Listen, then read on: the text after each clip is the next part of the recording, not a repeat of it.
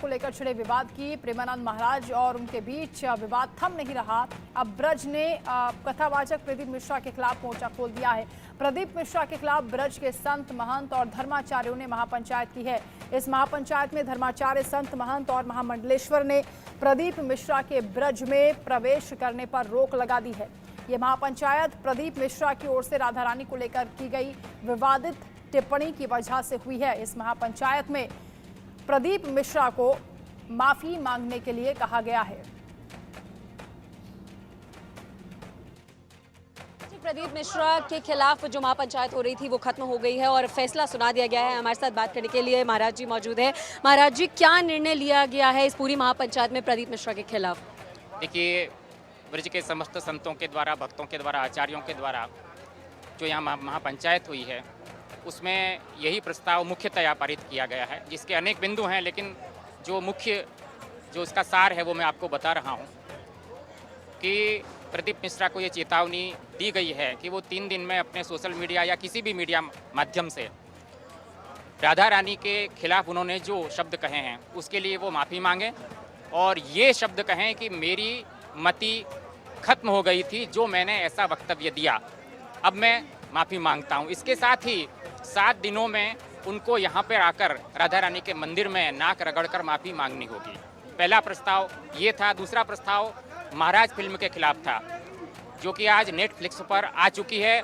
ये विधर्मियों का षड्यंत्र है सनातन धर्म को बदनाम करने का, तो उसके खिलाफ भी प्रस्ताव पारित किया गया कि इसका पूर्णतः बहिष्कार हम सभी संत महंत और यहाँ के ब्रजवासीगण करते हैं। जी महाराज जी, एफआईआर को लेकर क्या प्रस्ताव पास किया गया? पुलिस प्रशासन से आग्रह किया गया है कि वो शीघ्रातिशीघ्र 7 दिन के अंदर एफआईआर को दर्ज कराकर आगे की कार्यवाही करें, अन्यथा लोकतांत्रिक ढंग से विरोध करने को भी हम लोग तत्पर हैं। शुक्रिया बताने के लिए। तो ये महापंचायत का फैसला है। कथावाचक प्रदीप मिश्रा के खिलाफ 7 दिन का समय उन्हें दिया जा चुका है।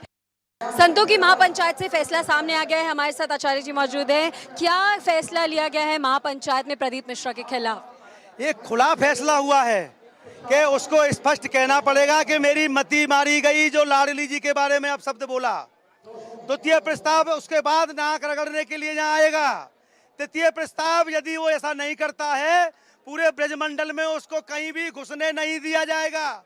चौथा प्रस्ताव हमारे पूज्य श्री शंकराचार्य भगवान, पूज्य श्री आचार्यगण के चरणों में कि उसको व्यास गद्दी से तथाकथित कथावाचक को बहिष्कृत किया जाएगा और उसके विरुद्ध एफआईआर दर्ज कराने का प्रस्ताव, जो कि हमारे यशस्वी, हमारे बहुत ही कर्मठ आदरणीय कप्तान साहब हैं, उन्होंने हमको न्याय दिलाने की बात कही है। और इस समय योगी जी की सरकार है, ऐसे विधर्मियों के विरुद्ध निश्चित ही कार्रवाई होगी, अन्यथा हमारे ब्रजवासी संघर्ष करने के लिए तैयार हैं। किस तरीके का संघर्ष? अगर वो माफी नहीं मांगते हैं तो क्या संघर्ष हो सकता है? हमें उम्मीद है वो माफी नहीं मांगेगा तो उसके विरुद्ध एफआईआर होगी, वो जेल जाएगा। होगी क्यों नहीं? ये ब्रजवासियों की सरकार है, संतों की सरकार है, होगा, निश्चित होगा। क्या संत साधु हो सकता है एफआईआर ना हो अगर तो घेराव भी कर सकते हैं एसएसपी और डीएम का? देखिए, ये ब्रजवासियों की घेराव करने की संस्कृति नहीं है। ब्रजवासी तो राधा जी का भजन करेंगे, वो राधा जी की भक्त हैं। हमारे प्रदेश के मुखिया और देश के मुखिया इस समय वो सभी सनातनी है, वो सनातन का सम्मान करते हैं। घेराव करने की स्थिति नहीं आएगी।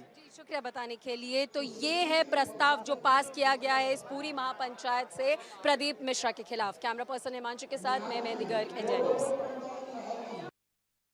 फिलहाल हम मौजूद हैं बरसाने में, जहां पर एक बहुत बड़ी महापंचायत छिड़ी हुई है और यहां पर जो कथावाचक प्रदीप मिश्रा है उसके खिलाफ विरोध प्रदर्शन हर एक आचार्य, हर एक ब्रजवासी की तरफ से किया जा रहा है, क्योंकि कहा जा रहा है उन्होंने एक अमर्यादित टिप्पणी राधा रानी को लेकर की है। यहाँ पर हमारे साथ लोग मौजूद हैं जो कि ब्रजवासी हैं, उनसे समझने की कोशिश करेंगे कि किस तरीके से उनकी भावनाएं आहत हुई हैं, क्या भावनाएं उनकी राधा रानी को लेकर यहाँ पर है। आप सभी का इंडिया न्यूज़ पर बहुत स्वागत है। सबसे पहले तो सर मैं आपसे पूछना चाहूंगी कि जो टिप्पणी प्रदीप मिश्रा ने की है, उन्होंने कहा है कि राधा रानी बरसाने की है ही नहीं, तो किस तरीके से हर एक ब्रजवासी की जो भावनाएं हैं वो आहत हुई?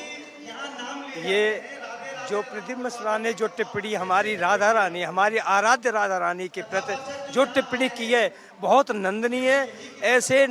ऐसी टिप्पणी वाले को बहुत कड़ी से कड़ी सजा मिलनी चाहिए।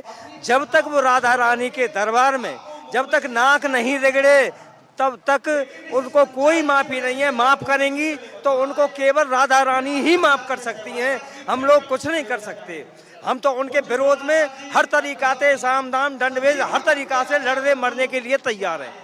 बिल्कुल, देखिए तो लड़ने मरने के लिए हर एक ब्रजवासी तैयार है। यहाँ पर हमारे साथ एक प्यारी सी बच्ची भी मौजूद है और बता दें कि बरसाने में यहाँ पर बच्चियों को भी लाडली कहा जाता है, श्रीजी कहा जाता है, क्योंकि राधा रानी का भी ये नाम था।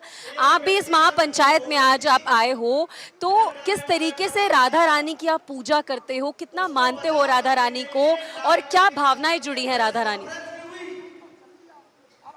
श्री राधा रानी हमारी इष्ट है और श्री राधा रानी ने कृपा करके ही यहाँ पर बरसाने धाम में उन्होंने प्राकट हुआ है उनका। श्रीमद् राधा सुधानिधि ग्रंथ में भी कहा है कि यत् प्रादुरस्ति कृपया विश्वभानुगेहे स्यात् किंकरु भवतु विश्वभानुगेहे। श्री जी ने विश्वभानुगेहे में बरसाने में ही उन्होंने प्रकट हुआ, जन्म हुआ।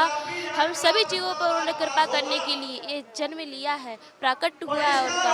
और इस प्रकार से कहना सर्वथा अनुचित है, इस प्रकार से उनको नहीं कहना चाहिए व्यास गद्दी से। अनुचित बताया जा रहा है उन टिप्पणी को। और भी लोगों से बात करते हैं। अंकल जी, प्रदीप मिश्रा ने जो बात कही है, उन्होंने कहा है कि तथ्यों के आधार पर ये बात कही है, क्योंकि राधा रानी का जन्म रावल गांव में ही हुआ था और जितनी बातें हैं वो कहीं गलत नहीं है, ऐसा प्रदीप मिश्रा का कहना है। प्रदीप मिश्रा ने जो राधा रानी के खिलाफ जो अशब्द बोले हैं वो बहुत ही निंदनीय हैं। हमारे पूरे ब्रज क्षेत्र में इसकी निंदा हो रही है। ये महापंचायत जो बुलाई गई है, प्रदीप मिश्रा के ये बयानों के विरोध करने के बावजूद भी वो झुक नहीं रहा है, अब अशब्द बोल रहा है राधा जी के प्रति में। और रही बात इस बात की कि वो टिप्पणी करते करते हर रह रहा है, रही ये है कि राधा जी की